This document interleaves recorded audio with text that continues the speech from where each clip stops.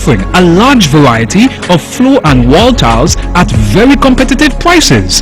Builders Paradise has over 2 million pieces in stock, lots of different styles to choose from. Whether you're renovating or tiling a new house, Builders Paradise has what you need. Wow! Oh, and remember, we're open all day Saturday to serve you better. This is something that you can't refuse. Visit Builders Paradise today at the C.A. Paul Southwell Industrial Site in St. Kitts or call them at 466-4938. A combined 102 acres of land is now for sale at Dr. Bottom and Morton Hill Estate on Nevis. The lot is located in St. George's Parish, west of Stockpen Estate and south of Saddle Hill. For further details, call Edric Stanley at Stanley's Real Estate at 869-665-5634 or 869-469-3868.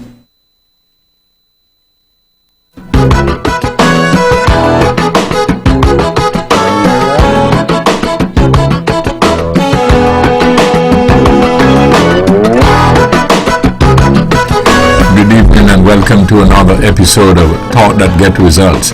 I am WEBBO HERBERT, and as per usual, we're here every Tuesday evening with something that at least we think is of community interest and or of some concern.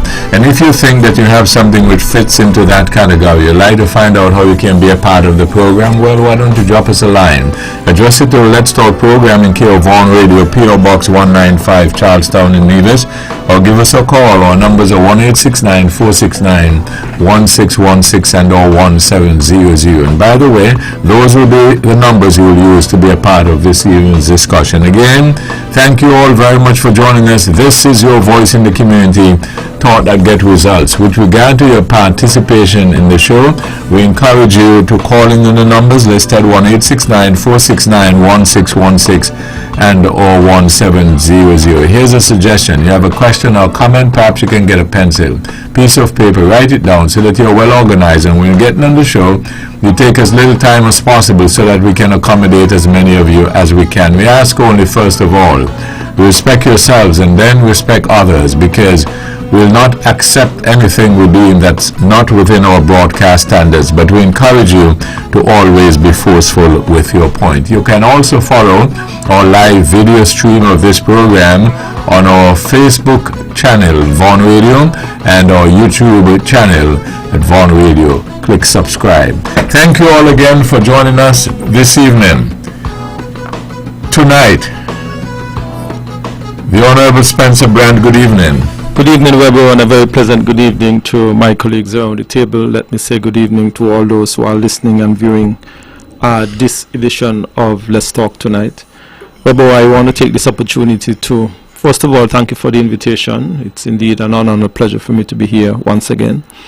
I want to say to all those families who are in mourning, my heartfelt condolences to the Manners family, to the Liebel family, and to the Sturge family, and any other families who are in mourning at this time.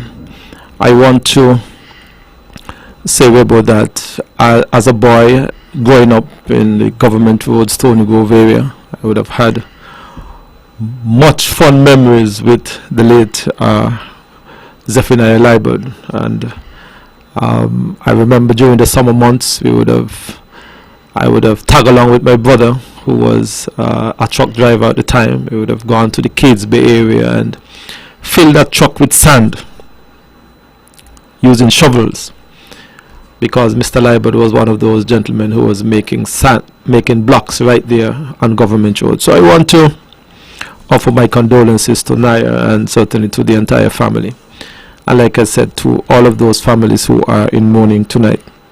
But I want to also use this opportunity to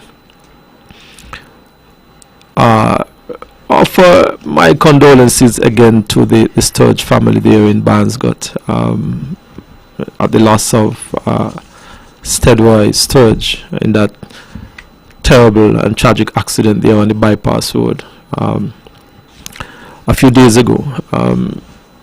It was in my mind a very sobering occurrence, And at times when I think about that incident, it hits you, WEBBO, and it really pulled very hard at the heart, because in my capacity as the minister with responsibility for roads, this was a stretch of road that we would have recently completed, and to see in such a short space of time that we would have suffered a serious accident there, and we saw the loss of life of a young man. It was devastating, and I really want to say to the family how saddened I am on the loss of Stedroy. This is a young man that I knew. His parents and his family attended the Charlestown, the St. Paul's Anglican Church, and it's a young boy, a young child that I see grew up, and it really tore at you, WEBBO. So I really want to say to the family tonight how saddened I am because of that loss. WEBBO, I want to also say to the various students who would have graduated at Gingerland High School, the Charlestown Secondary School, and the Sixth Form College over the past week, we have seen a number of graduations, and I want to say to all of those children, to all of those parents, to all of the teachers, the auxiliary staff, how happy we are to see that our children continue to do well in their educational exploits. So I really want to say to them congratulations, and I hope that they will keep pressing on when it comes to their education. WEBBO, the West Indies would have secured a win against England after some 25 years, so I want to congratulate the West Indies team, the entire board, and all of the officials. I think that this was something that was long in coming. I know that the team is still in a rebuilding stage. There are some young talent amongst the bunch, and we are certainly hoping for the very best in this West Indies team.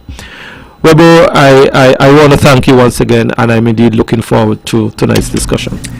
Conrad Niall Libert, good evening. Good evening, WEBBO, and a pleasant good evening to your hard-working staff here at Vaughan Radio, to my colleagues around the table, pleasant good evening, and to everyone who is in tune, in making some link with our program here. We usually have every Tuesday night discussing the issues affecting the people.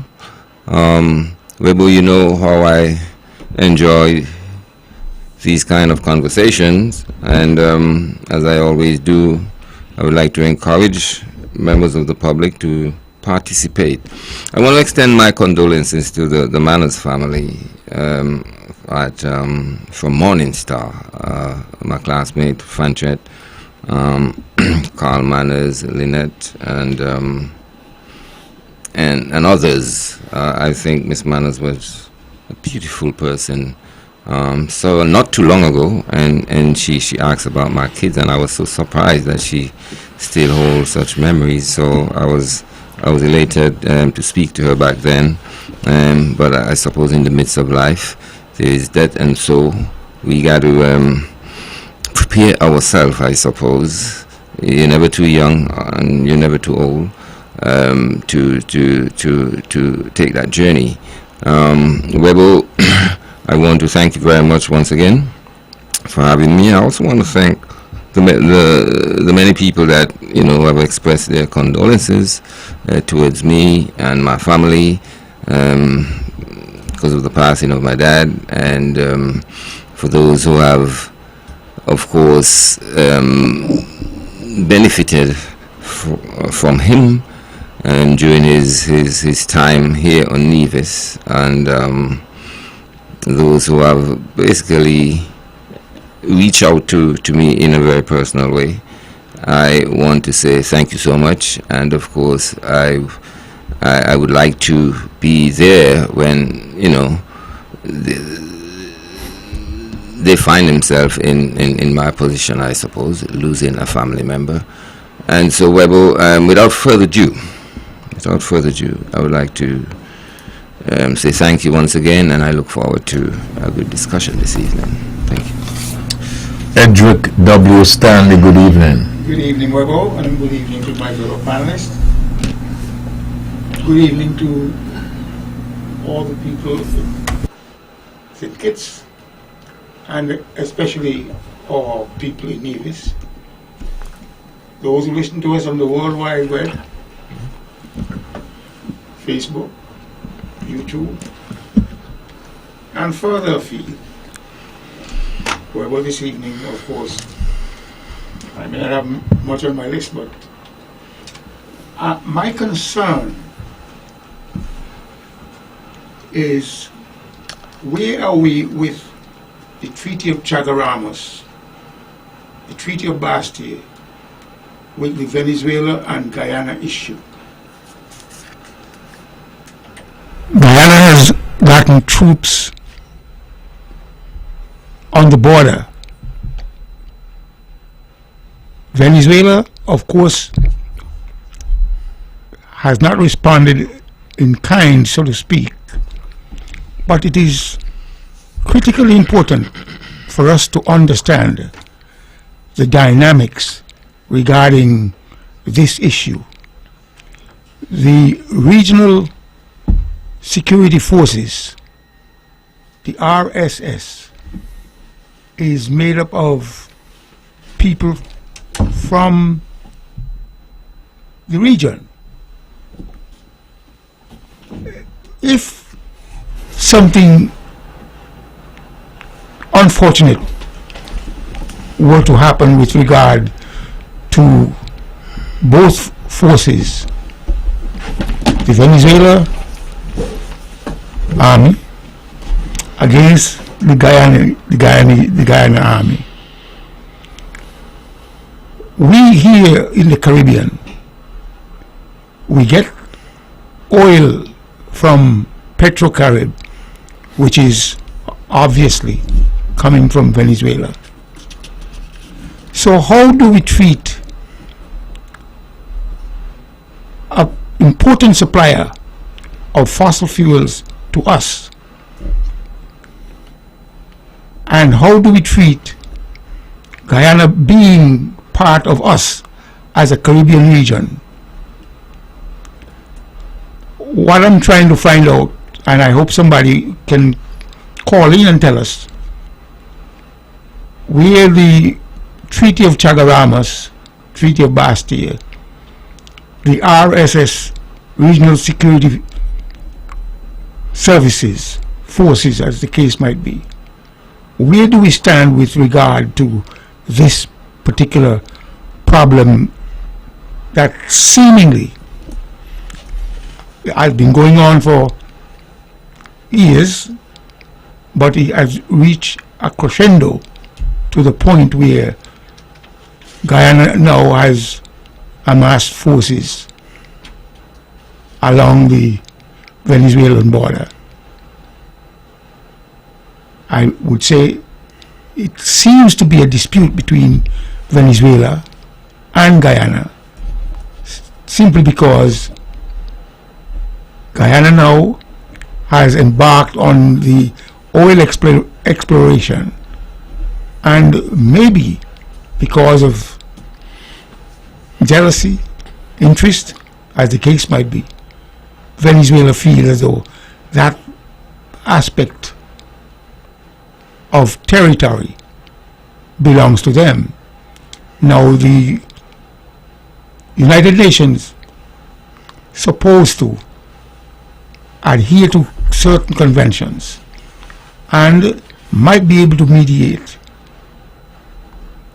the dispute between those two countries. So where are we with regard to, again, the regional security forces and our interest in getting a product, a vital product, from Venezuela through the Petrocarib agreement? I leave it there, WEBBO. Mr. Brown? Yeah. I just wanted to know, when you were speaking earlier, right? You mentioned that Mr. Liebert Zephaniah Rowan, Yes. that you had fond memories of being around him. Yes. But you mentioned something which I think last week we were speaking about him. One of the things that I don't think anybody mentioned was he was a, what you said, block? He used to build blocks? He used to manufacture blocks. He used to manufacture blocks. But you did not highlight that he was a boat builder, did you? No, I was getting to that. Oh, you were getting, so you knew he was a boat builder? Yes, I do. And you were around him that time as well when he was building boats? I remember that he used to build boats right there at the same location. I think he built one or two there on Gallows Bay. Okay. And yes, I remember. But so but you're not going to tell me that you're a boat builder? No. Oh, okay. Just checking, because another fella told me that he never built a boat, but he is a boat builder. He can build boats, but he never built one. No. So I was just checking. Every now and then I check things, you know.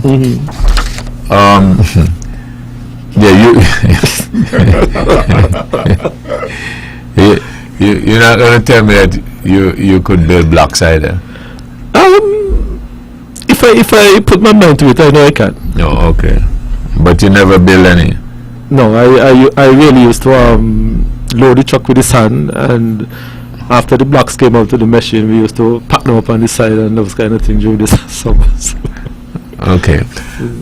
Before we go on to other topics and so on, I just wanted again, Mr. Brand, to ask you, because of your duties as a minister and the minister of public works, right? Yeah. Okay, right. And you were mentioning about the road, it was newly resurfaced, the bypass road. Yes. Beautiful stretch of road. Is it finished? No, we have the markings to do. The contractor is allowing the asphalt to, a period for it to cure properly, and then we'll do the marking. Mm-hmm. Okay. And you were mentioning, as I said, the fact that it was newly done in the tragic accident. What I wanted to know always, how does one determine if and when to put speed bumps on a particular roadway? And I noticed there's some on Craddock Road, which was recently done as well, and I said recently, a couple of years, and I noticed that some in there which is, I guess, anything in life where democracy is concerned, some in favor and some against, yes, but I think it's a good idea. Yes. But I noticed, I don't know if it is to be completed, but I noticed they're mostly on the lower section or midway or something. So, how does one determine which roads, if and when? Well, that continues to be a lengthy discussion that we continue to have internally at the Public Works Department. I know we would have had some conversation with traffic, and there continue to be different opinions for different areas.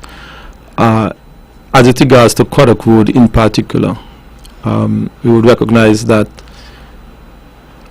on the outskirts of Craddock Road is the largest primary school here on the island of Nevis.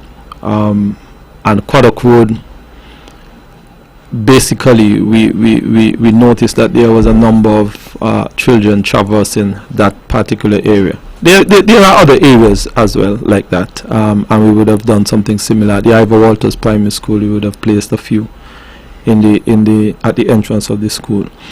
It continues to be something that we wrestle with, whether we should or in certain areas, and we consult. And I will say to you, WEBBO, since the bypass road would have been completed, we would have received numerous suggestions of putting speed bump on the bypass road. That is a conversation that something that we are looking at, is something that I know that they like I said, between traffic, public works, we continue to wrestle with whether we, and I would say, WEBBO, that the bypass road has been there for over what? How many years? Over 20 plus years, and we've never really had speed bumps on it. So there is a lot that goes into this decision. But see, that is why I ask, well, and what are the factors that drives the decision to do it? And of course, they always will have a for and against, Yes. because if you put speed bumps on certain stretch of roads, then the question is, how come Yeah, exactly. some are there and things are not there? And you did mention something about the school, etc., Yeah. etc. So, and how about also the people, as in the case of Craddock Road? You got a lot of people who live Close to the road. close to the road and Exactly. so on. How about input or discussions from them and something like that? Because I just wanted to know how to go about doing it. And then you have an example. For instance, I think one of the arguments people use for not putting speed bumps on certain roads, especially things like the main road and stuff like that, the ambulance, Yes. when it's moving and so on and so forth. So, yes. And the bypass road is a major artery. It's a road that is used heavily by a lot of heavy equipment.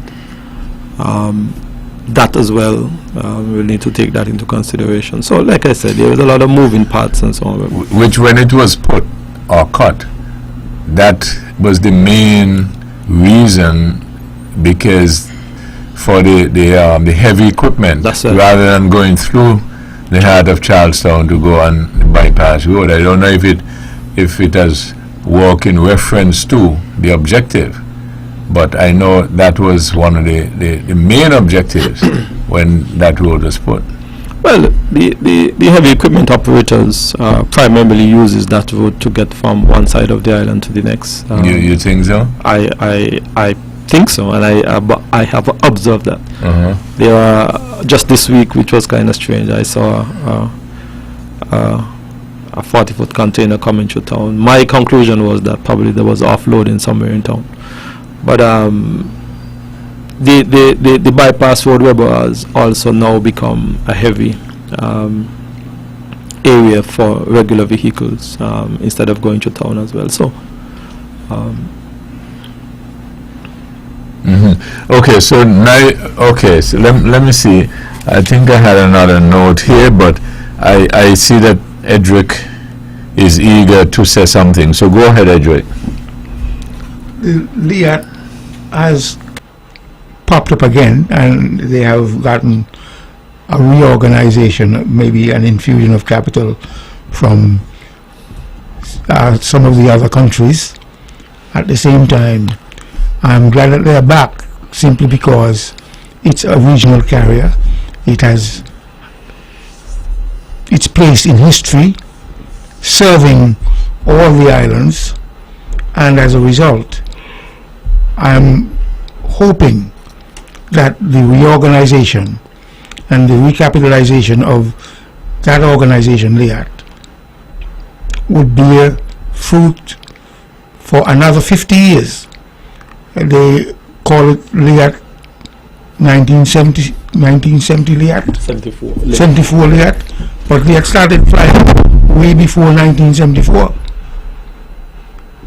because I left here on LIAT in 1966, which would demonstrate or state clearly that I do not know where they get the 74 from, but at the same time, I am hoping that they would. Okay, by way of information, they got the 74 from, they reorganized in 1974 under new ownership and management. Quite. Thank you, WEBBO. Thank you. Well, again, my thing is the reorganization has clipped in 1966 and before, but seemingly the reorganization has worked for quite some time, a number of years. 74 26 and 23. That's 49 years. 49 years since its reorganization, which means we have had a good run by LIAT, reorganization, recapitalization, and therefore I hope we can get another 49 years coming out of the financial dilemma to serve this region. Well, concerning the speed bumps, obviously the bypass road is, if there's a highway on Nevis, it's a bypass road, and I think it serves the hospital from both direction, coming from Cotton Ground and from Gingerland. I would be a bit troubled to see speed bumps on the bypass road, and I'm sure most would agree with that. There are perhaps other ways and means to alert a driver and to probably instill, maybe speed limits and so forth. In today's world, there's technology that can control the speed on a particular road by some form of cameras, I suppose. And but when one think of putting speed bumps on the bypass road, it's certainly a no for most drivers. I think speed bumps through Craddock Road, we can work with that. Again, as you said, WEBBO, the people live very close to the road, and there are one or two businesses and going up and down Craddock Road on both sides, the school, and even though it's a bit awkward, I can work with that. But of course, maybe the government, Public Works, maybe it would be better for them to think more on a technological basis to really control the speeding of vehicles. I know sometimes when you go on the Honkins Drive, you drive too fast, the policeman way down there, he knows how fast you're going. He knows how fast you're going. And so to me, it's not a difficult thing to really maybe infuse some cameras somewhere on the bypass road, because yes, you got to. Who's going to man them and who's going to give tickets as a consequence? Let me take this. Good evening. Thank you for holding. Is this Lester? It is. Yes, I just want to weigh in on something, a question that Eric Stanley would have asked. He was asking, he wanted to know what happened to the Treaty of Cedar Ramos. But how I will respond, what I find in certain situations, these Caribbean islands seem to be silent sometimes. Of course, many of them would have signed on to the Patriot Caribbean, Venezuela. But how I see it, even though a hand is feeding me, if I want to put it like that, if that hand is at fault, if that hand do something wrong, I will not support it, even though I feel like I'm benefiting. Unfortunately, not many persons, would have, in my views, I would have wanted to do that. They're not willing to take that risk, because they might say, hey, if I speak up, that hand may withdraw from assisting me, which is so unfortunate. But I feel like these Caribbean islands need to stand up and let Venezuela know, hey, we're going to support our partner. As much as we're in partnership with you, what you're doing is wrong, we're going to support our partner. And we all know that back many years ago, over a century, that the international, I don't remember what they call that body that normally dictates land space and air space, but they're already given that area to Guyana. So we don't see, why they don't respect, that decision years after years after years. But there is one thing I would like to add. I believe the judgment that Venezuela takes is unfortunate and is a wrong judgment. Because even though Guyana is independent, if they think London and Washington are going to sit by and allow them to frustrate the wishes of the Guyanese people, they have another thing coming. Oh, really? As very clearly, if I will change my subject, and I'm going to finish right now in regards to the bypass road and speed bump. I agree with Naya 100%. Maybe what they could do, I mean, that stretch from Sanchez past this to link the island main road, I don't think there shouldn't not be no speed bump on that stretch. They can consider put speed bump from Sanchez now go down to Pump Road where Naya parents, live, to link the roundabout there, but a highway, I mean, that stretch from Sanchez to go towards Tiddiffy could be considered a highway, and of course we all know that you will not see speed bump on a highway.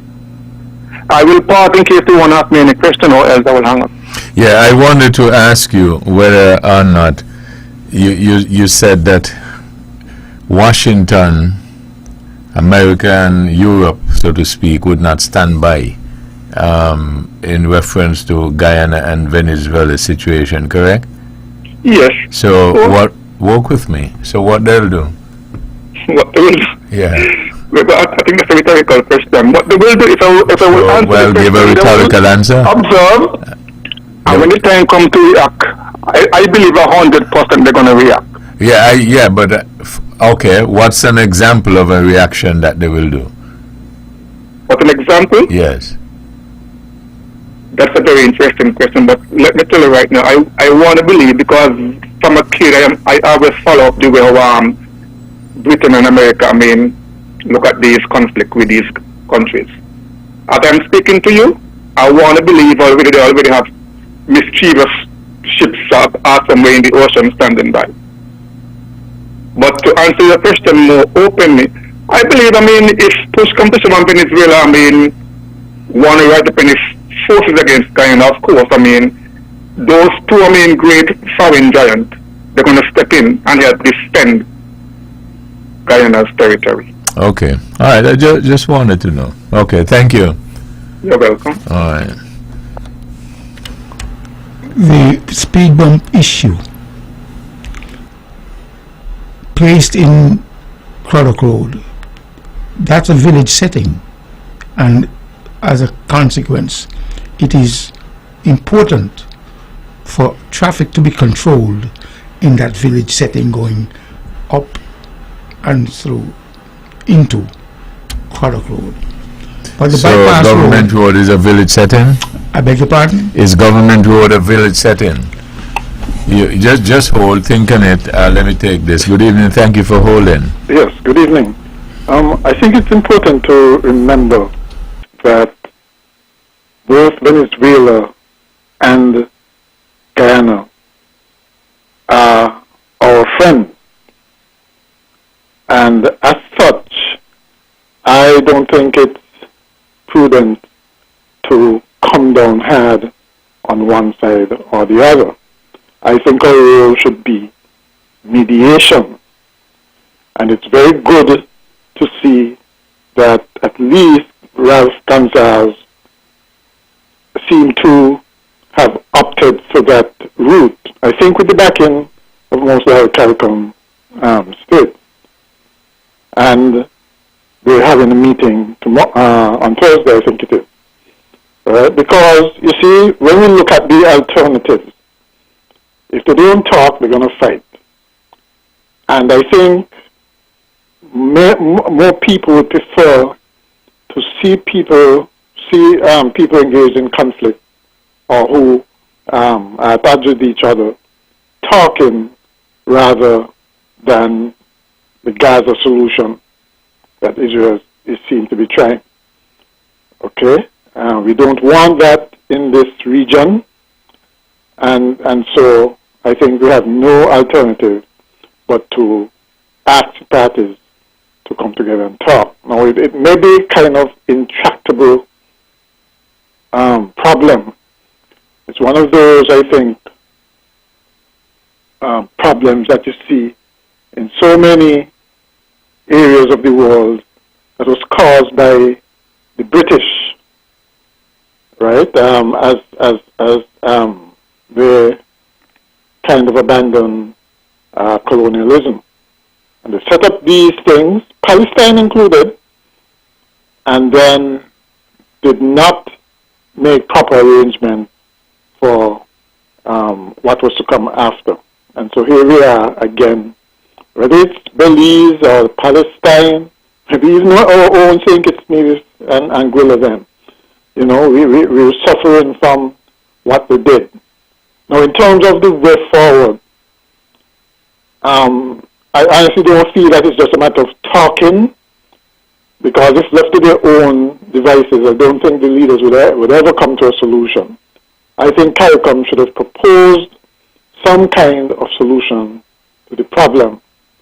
And I think it should have been along the lines of, let Guyana keep the land. We can't have people annexing just going out and annexing other people's territory because they can. That's going to cause world chaos and conflict.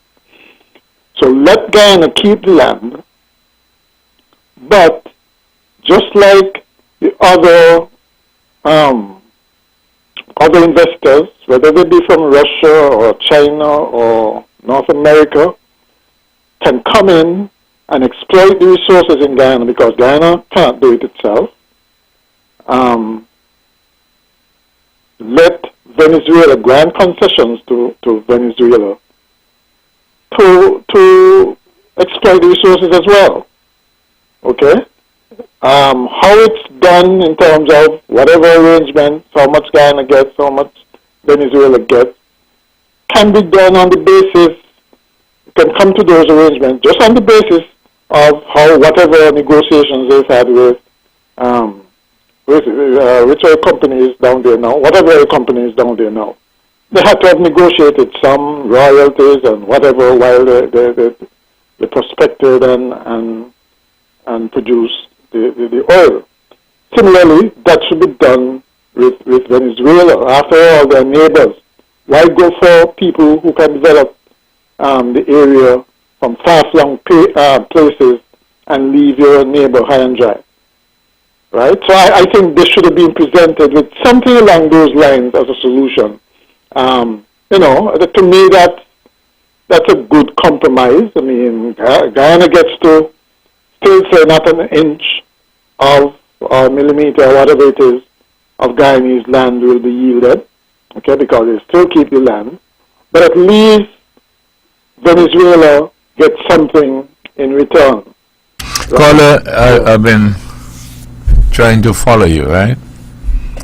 So let me ask a question purely for clarification. Is that okay? Sure. Okay. So you seem to be suggesting, is it, that the land which you're going to, in your argument, say belongs to Guyana, and to make peace, you say, let's allow Venezuela to exploit it and give Guyana some of the royalties, something to that effect? Right. Okay. Well, let me ask you this. If you get a new leader in Guyana tomorrow, such as a fellow like Edric Stanley, who is a very ambitious fellow, right? And then he decides, you know something? That land, tract of land that Venezuela has there, which belongs to them, he tells the negotiators that I would like to harness some of that and give you some royalties, give Venezuela some royalties, etc. from it. So that will be fair? You're talking about which territory you're talking about? Some of Venezuela's territory. Well, in my opinion, right, the land and resources should be shared among nations. Okay. Okay? But we got to look at the real politics as well. The situation as is that the land is Guyanese, it's Guyanese land. Yeah, but I understand all that because I listened very acutely. So those are established already. Mm-hmm. So I'm asking you, if you have a spicy leader like Edric in the frame of Edric now, mm-hmm. and when they're negotiating, he puts that alternative on the table as well. You'll say what? I would Is say, that fair? Well, I would say, why not come in as an investor. Okay, I got you. Else. I got you. Right? The other Yeah. question I wanted to engage you in, it's on the same sort of topic, but I just want to know if it's okay, because when we're talking about this fossil fuel, and we are talking about going forward with Guyana and Venezuela, with the oil, correct? And we're talking about in the future, maybe 5-10 years down the road, correct? Yeah. Maybe even 15 or whatever more. the concessionary period is, yeah. Yeah, okay, good.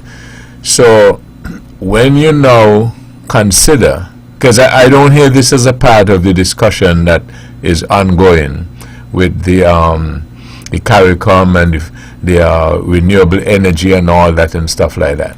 So when all the islands go renewable energy in the next 5, 10, 15, 20 years, what becomes of those same oil for Trinidad and Guyana and Venezuela? Are they going to stop milling? Well, I would imagine that production is going to go way down. I doubt they'll ever stop. Okay. But it's So going to go way down, and those kinds of things. I mean, there are other minerals there, but certainly the oil would not be as attractive now, and so that may well,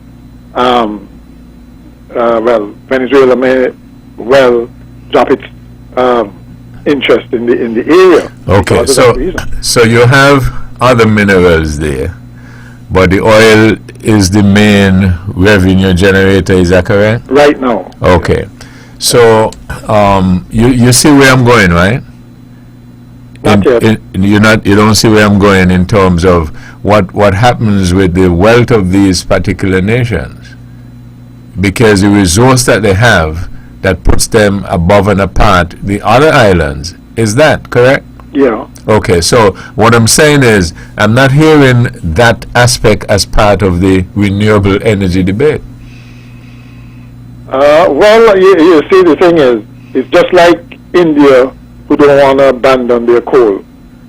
You can't tell you can't tell developing countries to abandon whatever they have, the cheap energy they have, whatever the source right now,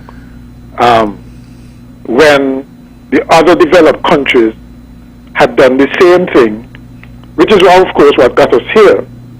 But if they're going to share, if they want to do something, then they can share the new technology and subsidize it so that it does not, well, it's not profitable, so to speak, for us to continue with the dirty energy sources. Okay, but I guess we can always explore it going forward. But you see the point I'm making, though. Yeah, I mean, the thing is, we have this problem right now to deal with, and I'm saying that we should all try to find some kind of solution, because the alternative is a lot of destruction and suffering. So what I'm going to do, and you keep listening and keep contributing, but what I'm going to do, I'm going to put your idea or your suggested solution to Edric W. Stanley, since I used his name in my hypothetical. Edric, thank you, caller. What he says, yes, all right. Well, WEBBO, I do not know if you are aware that Sir Richard Branson of Virgin Atlantic has come up with a solution to the fossil fuel regarding the pollutants. In April. Yeah, I saw it. Regarding pollutants that go into the air, which for whatever reason we've got climate change as part of this problem with the fossil fuel. But Sir Richard Branson has now reached to a point where he is working on an additive that will be able to reduce the pollutants that go into the air and ultimately will create the climate change that we're having. So fossil fuel may not go away. But man is smart enough, wise enough, technologically advanced enough to figure it out and to still hold on the profits coming out of the production of fossil fuels. So the jury has not spoken on fossil fuels. So what do you think about the caller's suggestion of sharing up the resources and stuff like that? And when I use you as the guy who now comes in charge of Guyana and then says, well, you have different people with different thinking, and based on the logic,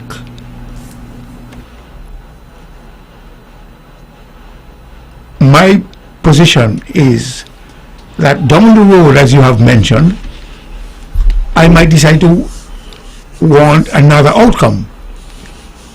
Hence, I may not agree to share. so I was right on point then. Well, you're correct, because we are human beings. We got different ideas. Yeah.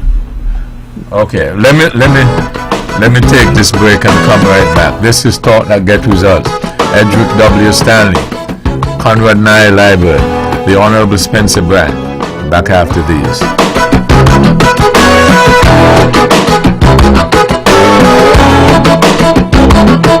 Builders Paradise is offering a large variety of floor and wall tiles at very competitive prices. Builders Paradise has over 2 million pieces in stock, lots of different styles to choose from. Whether you're renovating or tiling a new house, Builders Paradise has what you need. Wow! Oh, and remember, we're open all day Saturday to serve you better. This is something that you can't refuse. Visit Builders Paradise today at the C.A. Paul Southwell Industrial Site in St. Kitts, or call them at 466-4938. Christmas radio, Christmas radio. It's a radio Christmas. This is the powerhouse of the Eastern Caribbean, Vaughn Radio.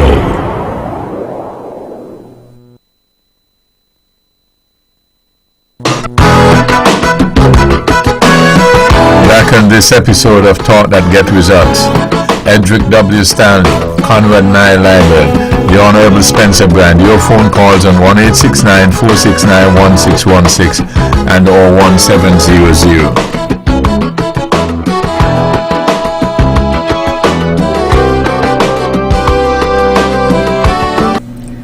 A combined 102 acres of land is now for sale at Dr. Bottom and Morton Hill Estate on Nevis.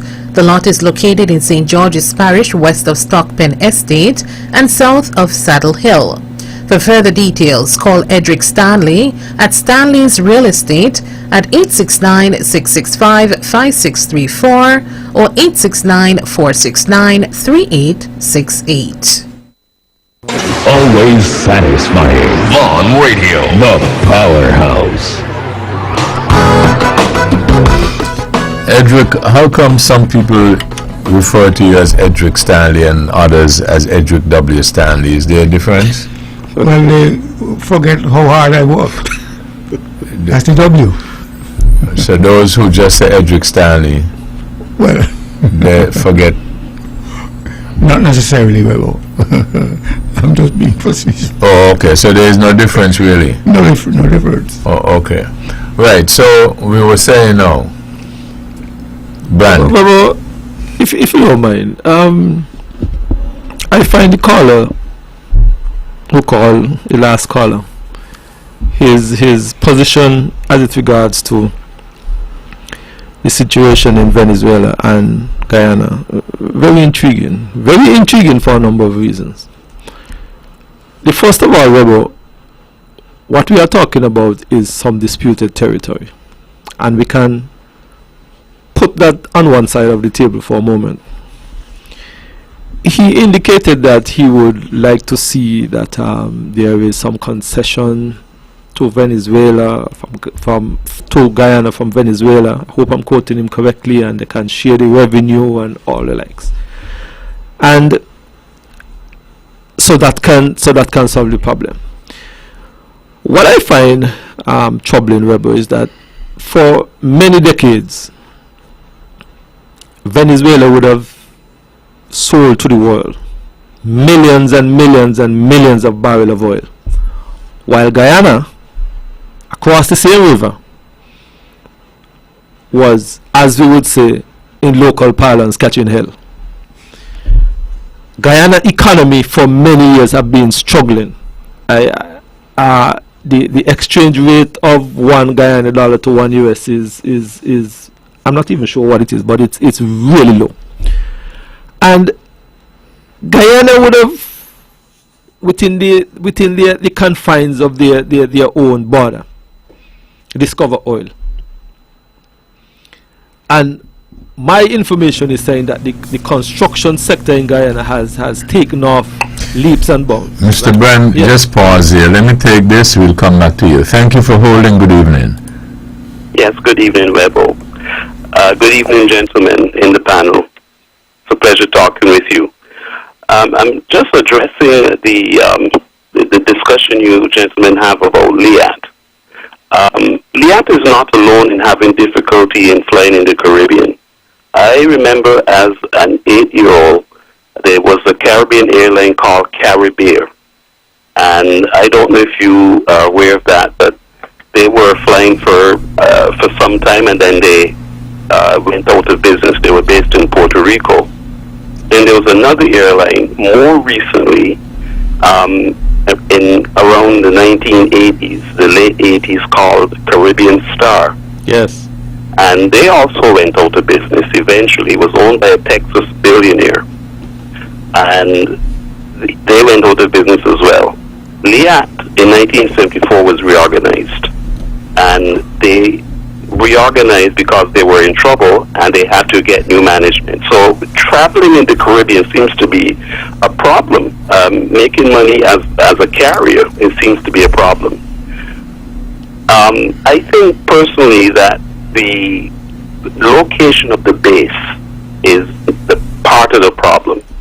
I think they need to be based in another island, probably Barbados, where there is more traffic in terms of people going through the airport, in terms of people from overseas trying to get connecting flights to other areas. And they might want to use that as a hub.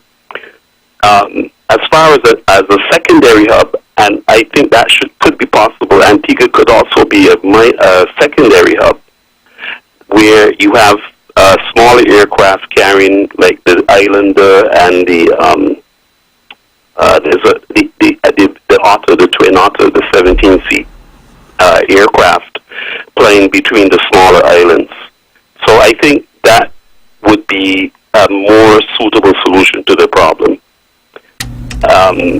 LIAT I've traveled with LIAT several times, I think, and I'm just speaking my mind, I think they have a problem with customer service. I don't think that they look after their customers as well as they could. And that may be a big factor as well in the demise of the company over time. Yeah, I can ask you a question. Sure, yeah, go right ahead.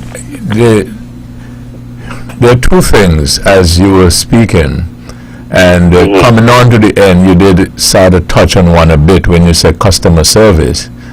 But yes. I made a note to ask you about what do you think management of the organization has to do with it. That's number one. And number two, the model that is being used, because do you realize that there are a number of institutions in the Caribbean that are so important to the Caribbean that the Caribbean governments cooperate in it, put in some perhaps grants and loans. Yes. And that model, you can think about Canada and so on and so forth. And most of the time, by the time the grants are finished, used up, and then the loans are not paid back, the particular institution goes under. Yes. Well, as far as LIAT is concerned, I think that the model, first of all, I do not believe that the management did as good a job as they could. I think that management was a bit lax, at least middle management. I can tell you a story. My father went into a LIAT office, I'm not going to say which island, and they were in the back having a good time. And people were outside waiting to talk to the staff, and they were ignoring them. The staff was ignoring them. Now, as far as customer service is concerned, that's a disaster. The only reason why those people were flying with LIAT after that experience is because LIAT was they were just one company. They were monopoly. That's the word. They were a monopoly, and there's no other airline at the time, so they flew with them. But caller, isn't that a part of who we are as a people, and maybe we want to admit that? Because across all different industries, we hear the same comments that you just made. It's a systemic problem that is endemic to the Caribbean. People, the management or the owners of the company treat customers as if the customers are serfs or peasants, and they are doing them a favor by serving them and taking their money.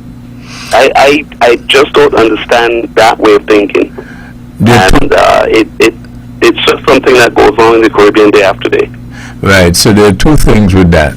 Number one, if we accept what you just conclude is correct, should we then lower our expectation? No. No. Why would you do that? The service would get worse. In my humble opinion, the service would get worse. If you lower your expectation, you should raise your expectation. And the management, again, here's where you get back to management. Management has an obligation to deliver the best possible customer service to their customers. And if they want to make money, and if they want to stay in business, they need to treat the customer like they're gold. But that's how it's done in the metropolitan countries. If you come to Canada or you come to England or the U.S. and you treat your customers like garbage, guess what? You're out of business in 2 weeks. Right. So therein might lie the problem, the point that I mentioned earlier, whereby because of how these institutions are financed, or the models and stuff like that, they don't have to. That's part of the problem, yes. Because they are basically subsidized by the governments of the Caribbean, they feel no obligation to deliver top quality customer service. That's part of the problem. And the fact that they're monopoly is another part of the problem. You know, caller, just finally, based on some of the points that you just made, one of the adjustments that I personally have made, I hardly complain anymore to management and owners of companies, because when I have concluded that when you go to a particular place and you get a certain level of service, that is what is endorsed by management. Oh, okay. I could be wrong, but okay, caller. But it still doesn't. I agree with what you're saying. Management may be management is the problem, and you're right. But we have to keep fighting for better service. Oh yeah, I agree with you. We got to keep working. We have to keep working at it. Yes. Mm-hmm. Okay. Yeah, absolutely. The other point I wanted to bring up. I don't want to keep. No, that's okay. Go ahead. Long on the phone. Yeah. The other point I want to bring up is one of your callers earlier said that the British were a part of the problem with the war that's going on in Israel and other wars. And I am not an Anglophile necessarily, but I believe that, and from what I've seen, the British, wherever they were in a colonial position of authority, they always when they were leaving, they always left a government in place. Usually based on the Westminster system, you had a government in place and an opposition. And they would lower their flag and they would fold it up and they would leave. They never left countries in a disorganized state. What's going on in Venezuela is just a greedy country that sees another country adjacent to it with some natural resources that they would like to take. That's all it is. And the same thing happened also years ago in Guatemala with Belize, which was once British Honduras. And I think it's still going on. They have greedy eyes on parts of Belize for the same reason. So it's nothing to do with the British. I don't know where that came in at all, but it has to do with just pure greed. That's it. They just want to take over natural resources, and hence the problem. Now, if our islands had stayed in the Union that was instituted back in the 60s, I think it was called the West Indies Federation, if that had worked, the chances of something like that happening in any territory, whether it's Guyana or Belize or any country that was part of that West Indies Federation, there would be more protection in place, because you wouldn't be dealing with just one country. No, you'd be dealing with a multitude of countries, and that's more protection and that's more clout. So I think that is a theoretical situation that would have fixed that. And the catch-22 in that theoretical situation is to go back to the point that you made earlier, and that would not have worked, that federation, because of the same greed.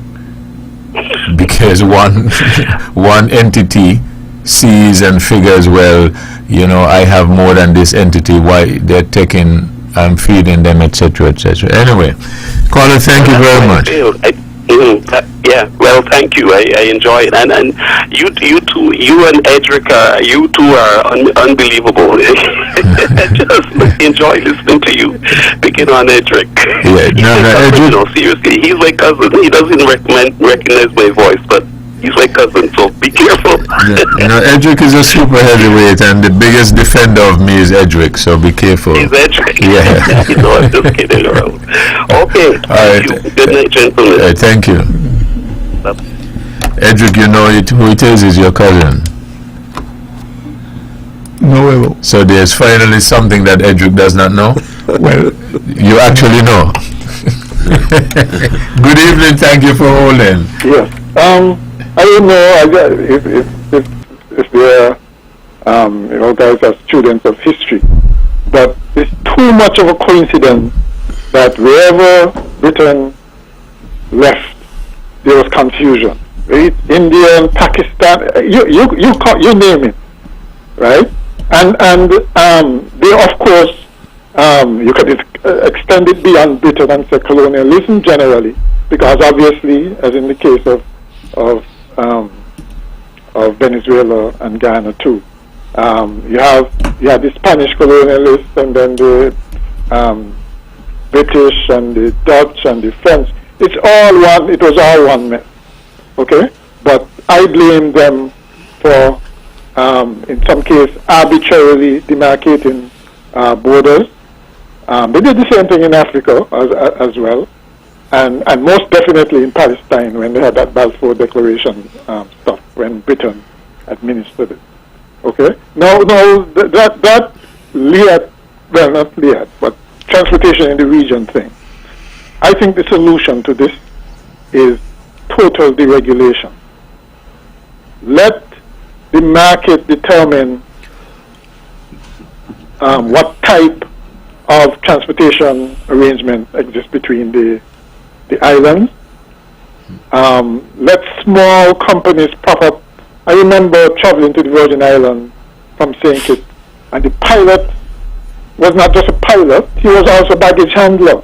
I mean, where can you get that kind of thing happening with one of the bigger airlines?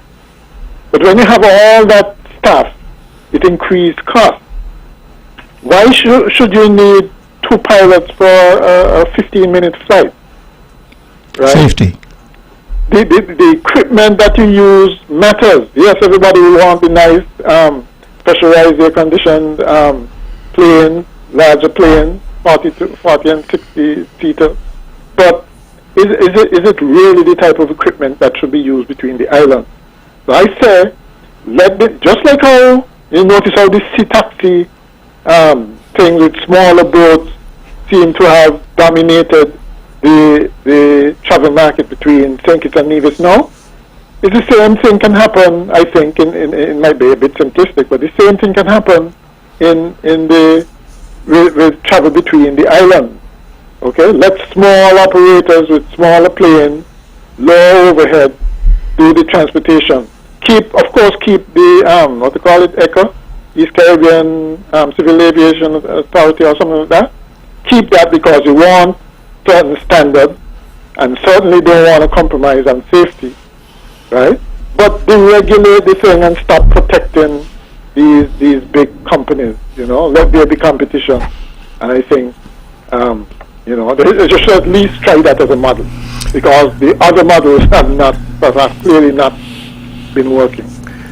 Okay. Caller, the deregulation that you're suggesting, I think exists. It does? There is no hindrance for Edric, for instance, to start. Right. There is no. But what happens is that Edric perhaps doesn't see it economically feasible. Well, let me say this. Small plane and Edric flying? Yeah, he may not see it feasible. Well, let me say this. The airline industry has never been that profitable. When you have new equipment, you don't have repair bills. We had BOAC, which is British Overseas Airways Corporation, that has been misplaced. We had Braniff, Eastern Airlines, Pan American. You had one named Premier, Yeah. Caribbean. Nevis Express. But the airline industry. They are essential services, though. Well, they are essential, but and so even if they have to be subsidized, they should be, because we can't do without them. Okay. And by the way, Winner made a profit at some point there, quite recently. So the thing is, it can be done with the right equipment, the right routes, and so on. It can be done. I hope they don't run into trouble, because now I notice they've expanded into ATR, going to Aruba and Curacao and so on now. But there's always that temptation when you're doing well when you're small to expand, and then you start to run into problems. Yeah, okay. All right, caller. Graham, go ahead. The caller before basically touched on the point that I was trying to get at. I was saying that for many years, Venezuela would have been exporting fuel by the millions of barrels, and Guyana's economy was out there tottering on the brink of chaos and disorder and things like that. Guyana in recent times would have discovered that they now have oil. And as the caller before said, this is all about greed. This is all about greed.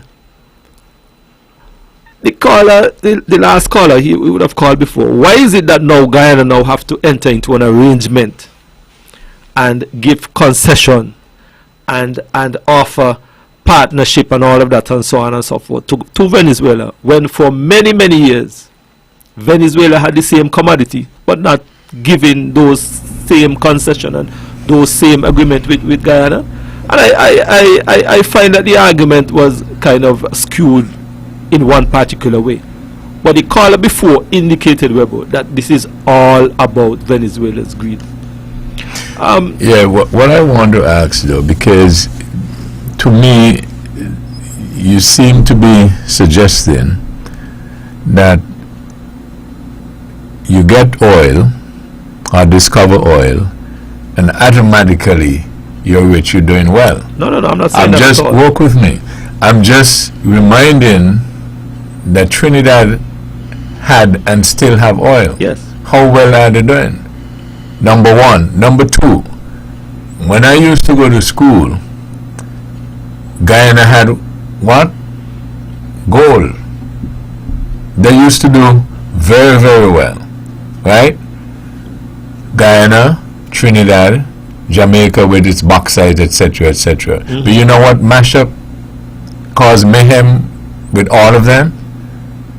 They had a common denominator. What was it, Edric? Greed? Politics. Yeah, okay.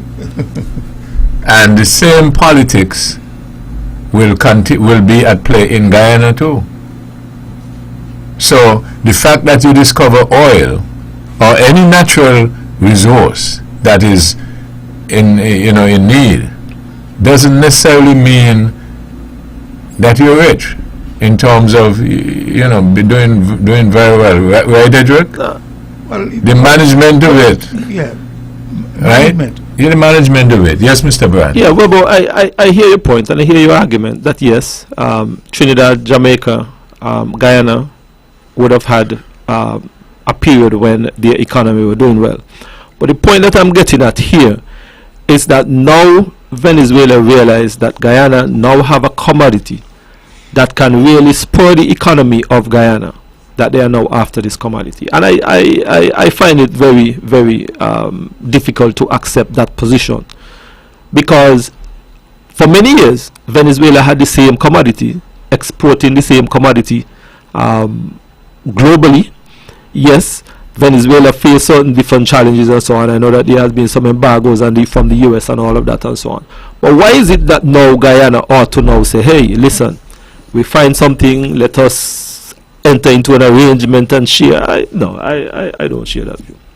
WEBBO, the caller before as well spoke about the relocation of Liat. And he indicated that Liat base or main base should be in Barbados. And I have always felt, WEBBO, that the location of Liat in Antigua, in my mind, was one of Liat's biggest challenge, and I'm going to explain to you why.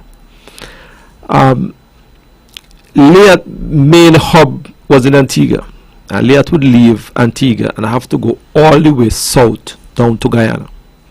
I have always felt that Liat really would have, in my mind, would have been a bit more successful because of the distance going north and going south if Liat was placed either St. Lucia or Dominica. That would make a lot less wear and tear on Liat's hardware. Basically, you make your runs going south, come back midway. Dominica and St. Lucia is located just about midway in the Eastern Caribbean, and that going south and going north route, morning, midday, and afternoon, would have put a lot less wear and tear on the hardware and the equipment.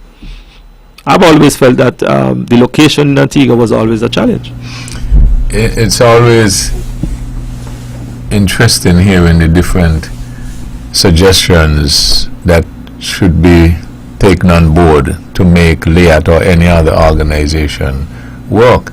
I remember when some person suggested that the reason why LIAT was failing all these years is because it had a set of men who were always the CEO, and then a woman became CEO, and then that person is arguing, well, now they turn around. Well, I don't even know if that person is still there, because it seems to me that the same thing is still happening. But Leah, WEBBO and gentlemen, in all honesty, right, the price of Liat's ticket is not expensive, you know. They're not expensive. When you look at the added costs onto a Liat ticket, that is what really inflate the price of ticket. And the question is, are Caribbean territories prepared to forego some of those charges when it comes to the pricing of Liat and the pricing of the Liat fees and travel to? And yes, go ahead. I personally believe that would help as well. But I am not certain if any or many of the Caribbean territories would be willing to reduce some of those charges on the layer ticket.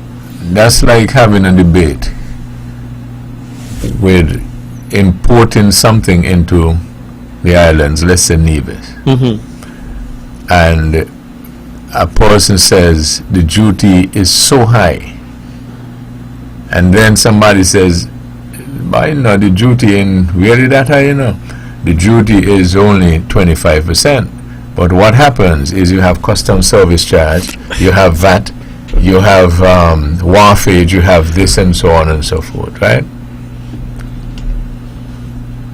But as far as the consumer is concerned, The price. they pay $1,000. Yes. That's the bottom line. Yes.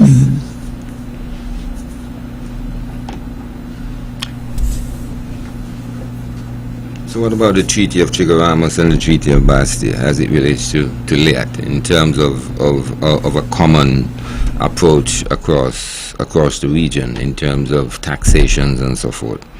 Because as you just said, Mr. Brand, it's not about the ticket, it's about other charges, the tax, airport tax and so forth. I mean, are we not supposed to be on that common approach? Well, yes, we are, and the point that I was trying to make was that when you look at the price itself of a layer ticket to travel from point A to point B, but then under that you have all kind of other charges that push the price at a particular level. Yes, throughout the region, there are common charges and fees and so on that you get from one island to the next. All of these islands are tourist destination. But the truth is, though, Mr. Brand, it is having a particular commodity and say that it only costs this amount. Let's say bread, because you like to say you were a baker. Yes, I was. Right. And it only costs so much because if you didn't have to put in salt, or you didn't have to put in butter, right, or you didn't have to put in this, all that is part of the product. Yeah. Right? So work with me. So the in terms of LEAT and the costing of the ticket, right? The fees at the runway, right? When they built the runway, and etc., those were monies that you expended, and you have to now recover the monies to pay for the loan, etc. So it's all part of the whole thing, no? Yes. Yeah, okay. Yeah.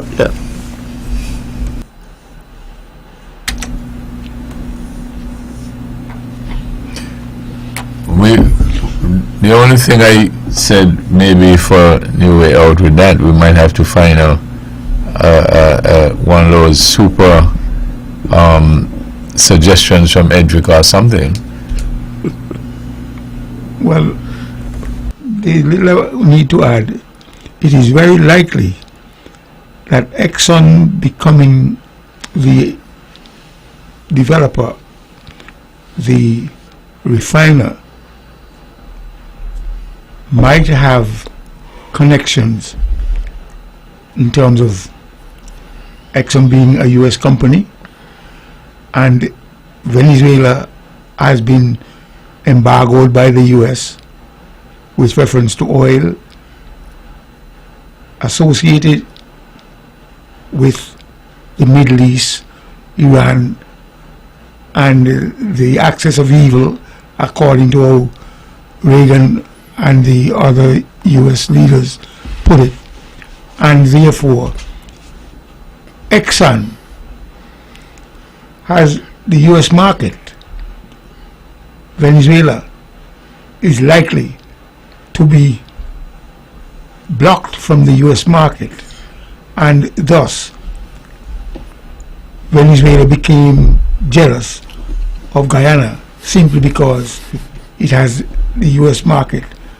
But when all this is going on, right, Guyana is having this bonanza with oil. and they're planning for over the next 10, 15, 20 years. They're going to export the oil where to get monies?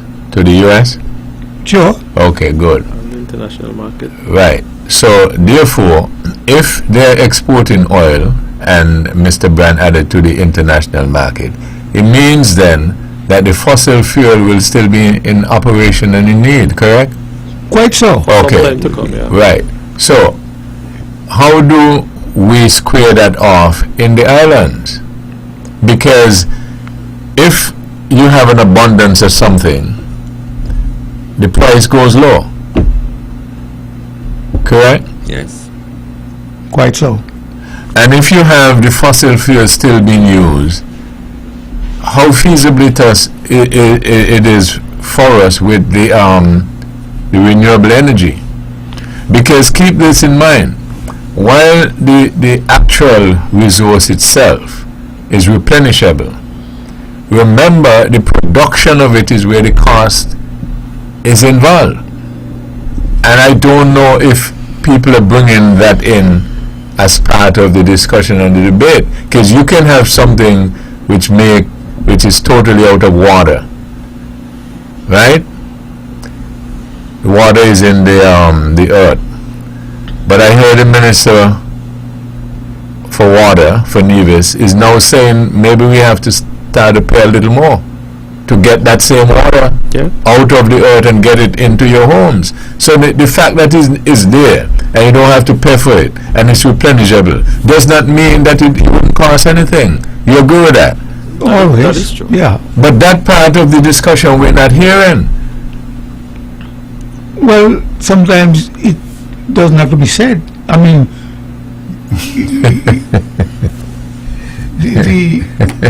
we have to be practical. Sometimes it doesn't have to be said. Well, let me ask you this. Does it need to be said in this case?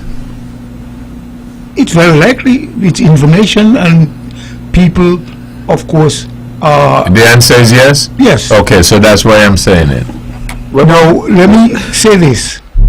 Based on the expectation of world population, world growth, growth of the world population. Let me get this, Mr. Stanley. Good evening. Thank you for holding.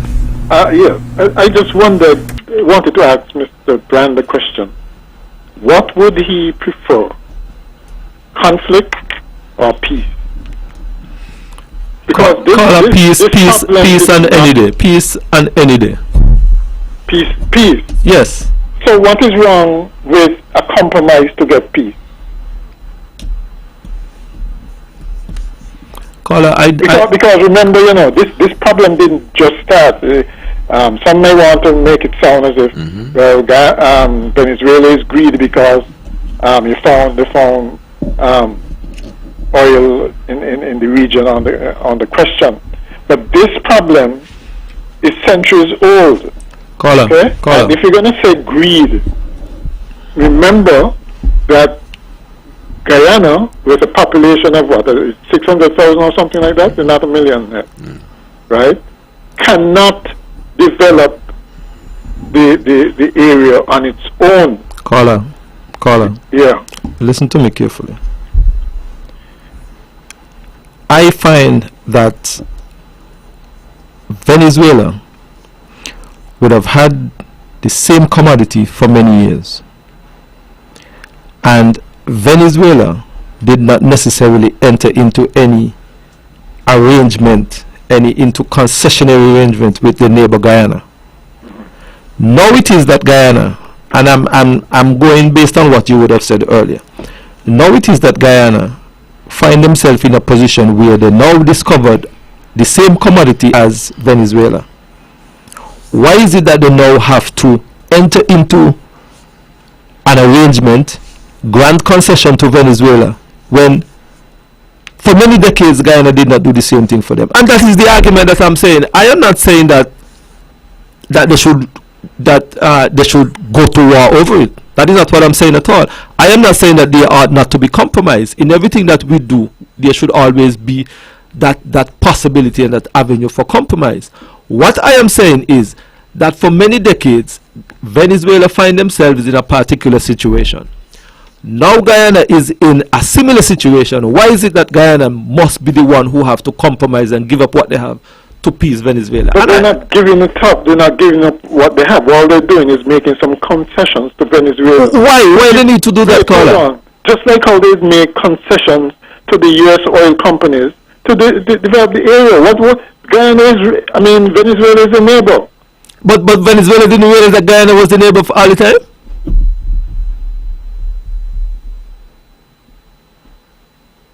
You see, I guess, you know what? We start from a totally different position. I look at the earth itself as a resource to be used by people living on the earth.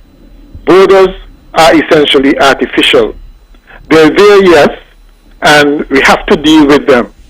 But to me, and that is why I think I find it easier to compromise. You could say that Ghana is greedy as well, because they can't develop the land. They can't extract the resources themselves. Okay, but they're there. Venezuela could, right? So why not let them do it? Just let any other investor do it. Why would you say Guyana is greedy? Because they can't. It's like you have 10 plates of food. You can't eat all 10. Why you can't share one with a neighbor? But caller, here is where you and I gonna have a different of opinion, because Venezuela was eating 11 plates of food all the time. No, you can't say that. How do you mean you can't say that? Look at Venezuela's population compared to Guyana. That's the whole point. I don't know what the GDP comparisons would be, but I don't think Venezuela was in this great economic position vis-a-vis Guyana at any time. Right? I mean, that's what I'm saying. People feel got to compromise. That is the cause of too many conflict.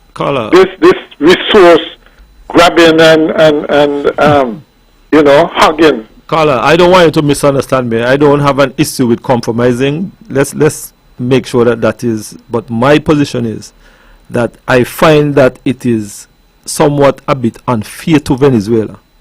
That here it is.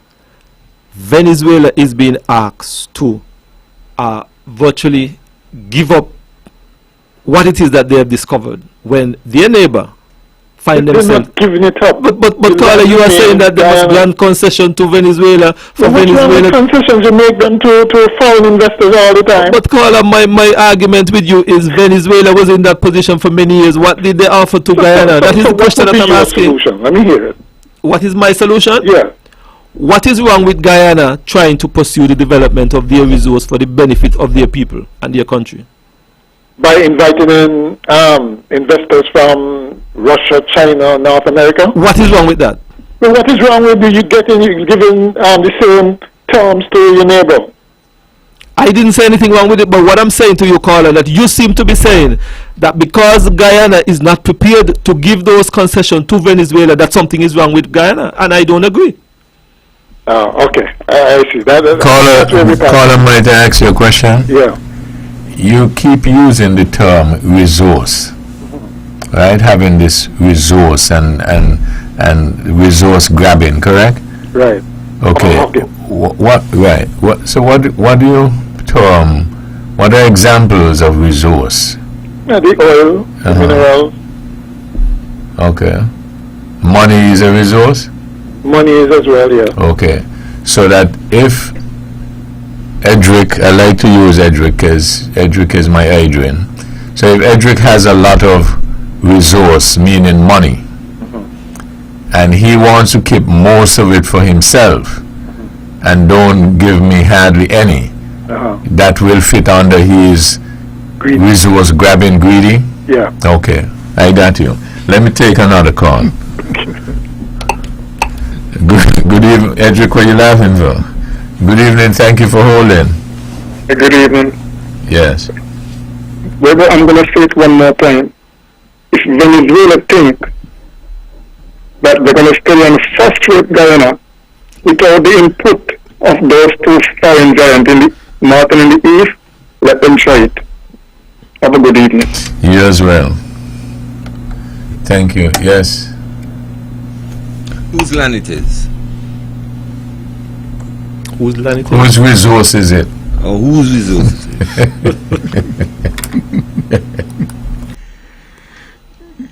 But to me, that's the big question here. Venezuela claimed that the land and resources The boundaries are belongs put to them. in. The boundaries are put You in. see, what I'm hearing here is an assumption that the resource belongs to Guyana. Simply because And then Venezuela is saying, well, not in an absolute sense. They're saying because of colonialism and all sorts of different things. That seems to be a valid argument too. Now, to me, Venezuela and Guyana are very different in terms of their political background or political affiliation. Isn't that playing a major role in this whole discussion or this whole conflict? Venezuela is backed by... Naya, that is the elephant in the room. Okay, well... Let me put it that way. It's the elephant in the room. Yep. Yes. Yes. And so, this idea of compromising seems to be far-fetched, really. But there must be a solution other than going to war.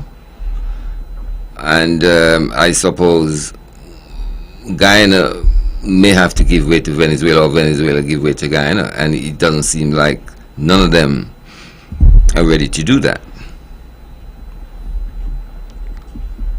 I'm hearing an assumption here that the resource is Guyana resource.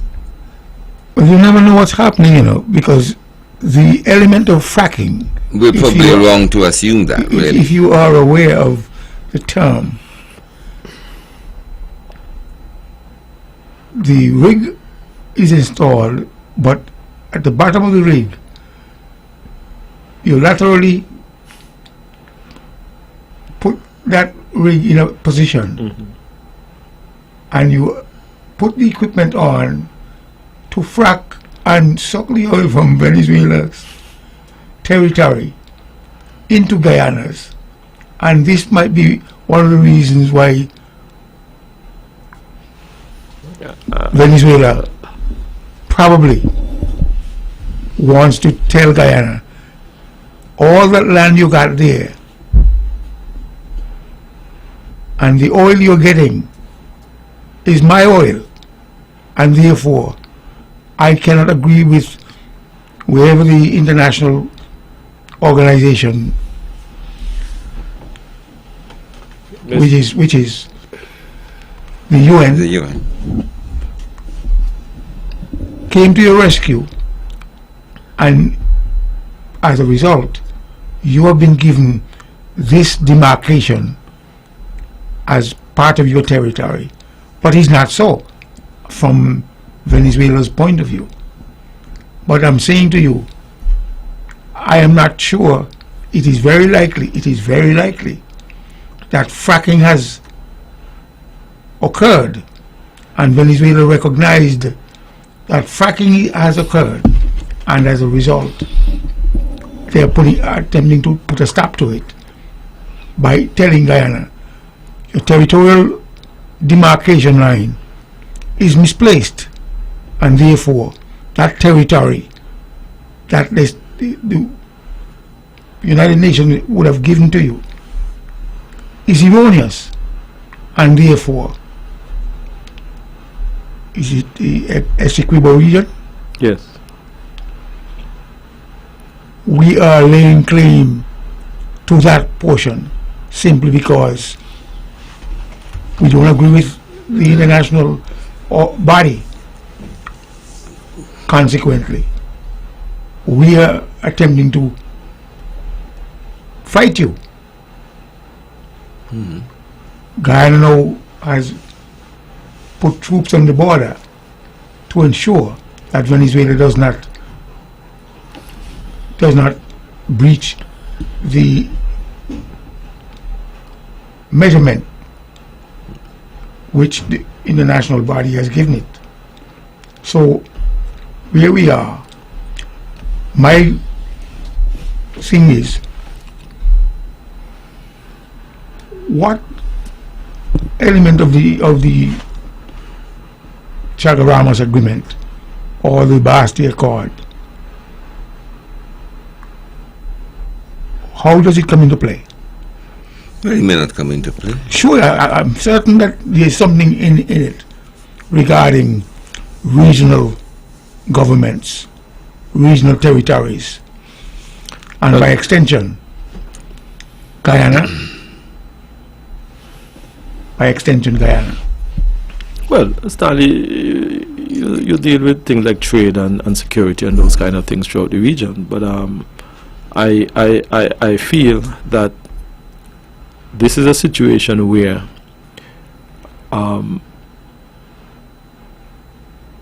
this territorial dispute, and the caller alluded to the fact that this has been something going on for many years, yes. Many generations. It's nothing new. Right? It's nothing new. But I think that while it is an important issue to try and bring some resolution to, and while we are now seeing that across the borders, both sides appear to be prepared to point things towards each other to bring some resolution for that. And the caller, I agree with the caller that there ought to be compromise. My point is, and my argument is, why is it that one side must be called upon to compromise when he's not calling upon the other side also to compromise? And I think that compromise is something that goes both ways, hand in hand. It is not a one-sided, one-way traffic kind of relationship. I believe if there is going to be that conversation about compromise, then both sides should be willing to compromise and yield to something. I just want to go to one other point, gentlemen, that this situation in Guyana also highlights the importance of the Nevis geothermal project for our energy independence and our energy security. Because I am seeing and I'm saying that if it is by some stretch of the imagination that we have serious conflict in that side of the world, I am sensing that there could very well be a spillover throughout the region in terms of increased price in fuel.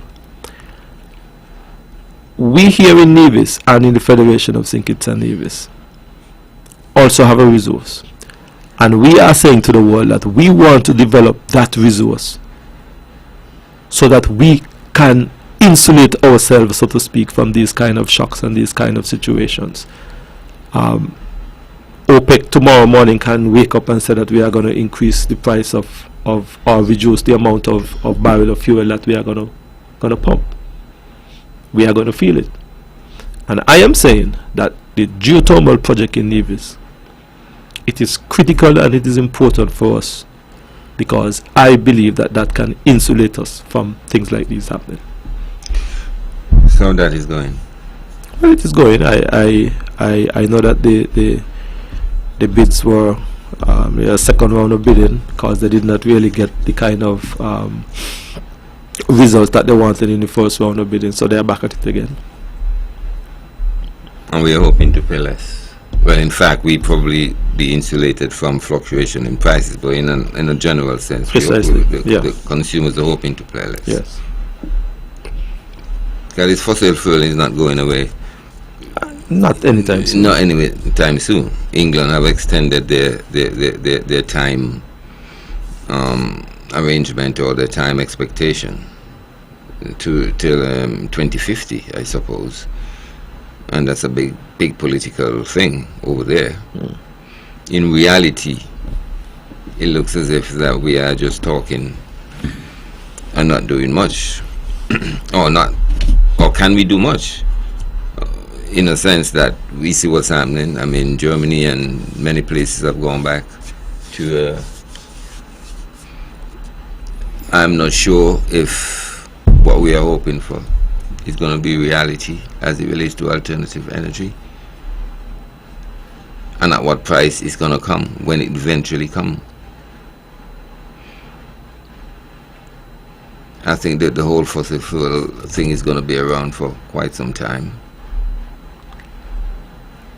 I can't see the investors abandoning that big investment that they have made,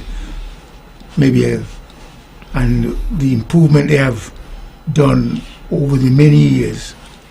And I'm saying, in my view, man is smart enough to engineer something to ensure that that investment is protected and expanded.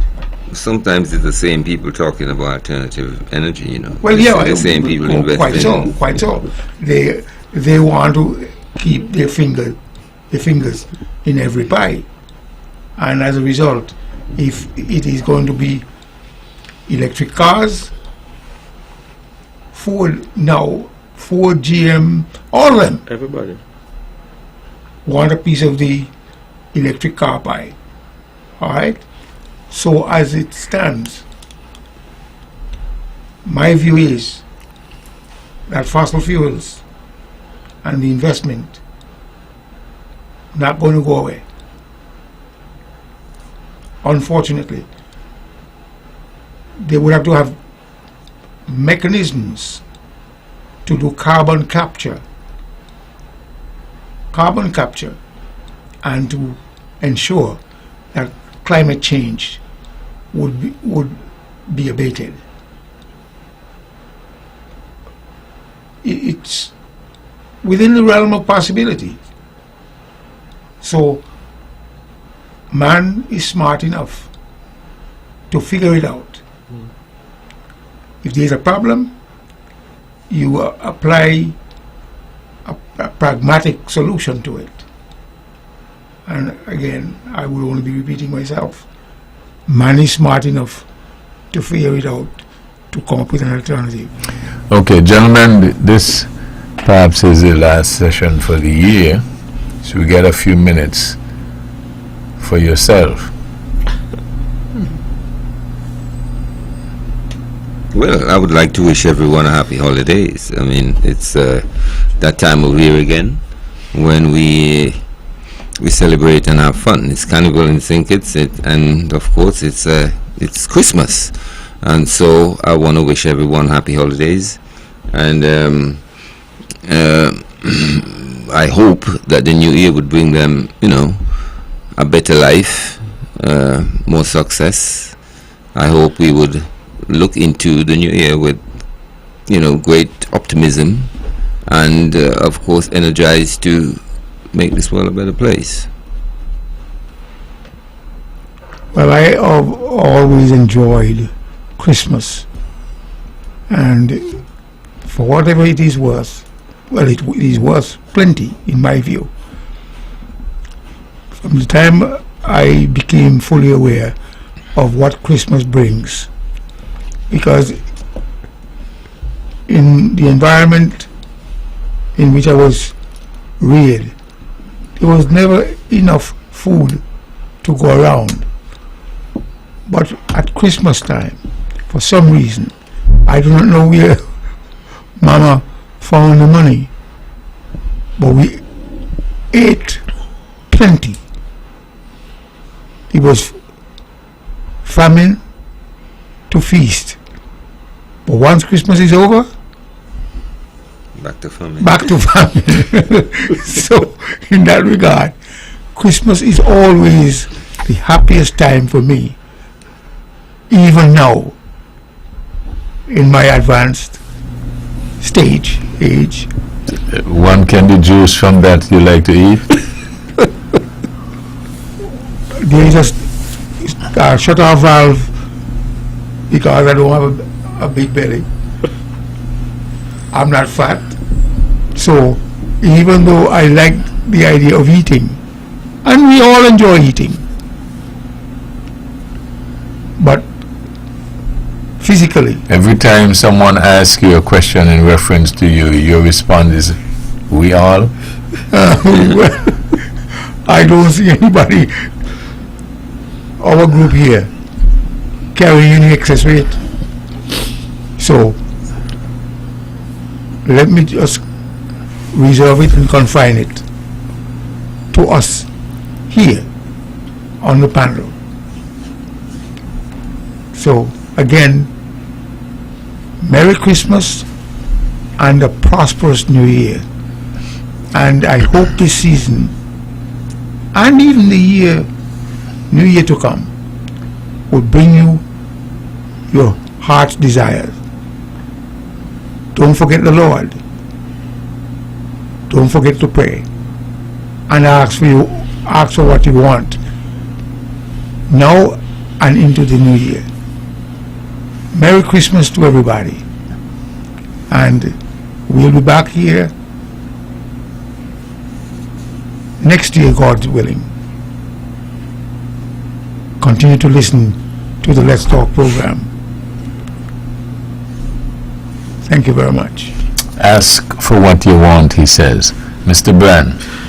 WEBBO, I want to start by saying thank you, really, for the opportunity to sit in this chair, really. I deem it an honor and a privilege to be given this opportunity to sit around this table with these very distinguished gentlemen and with yourself, and the opportunity to filter through the very homes here in the Federation of St. Kitts and Nevis and globally, really, because this is a program that is listened globally. So I want to say thank you.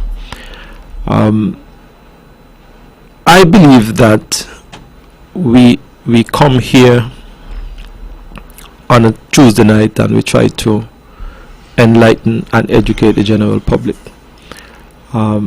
I find that the participation of the various scholars also add a lot of value to what we try to do here. So I really want to say thank you.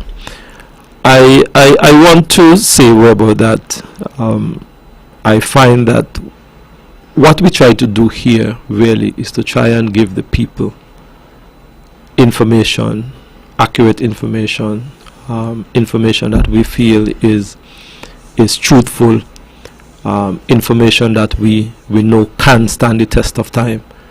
And I believe that you, along with my other colleagues, would normally set the bar pretty high, and I find it to be a real privilege to be a part of it. I want to say, WEBBO, also to the good people of St. Paul's and Charlestown, how humble I am. It was just 1 year we would have participated in an island election here on the island of Nevis, and the CCM would have returned to government here on the island of Nevis, albeit with one less seat. And I want to say to the people of Nevis how thankful and how grateful we are as well for the opportunity to continue to serve them. We think, WEBBO, that it is a great honor to serve. That is what I believe that humanity ought to be always about, to serve others. And I think that the government which I am a part of is truly appreciative of the support and the opportunity to serve the people of Nevis.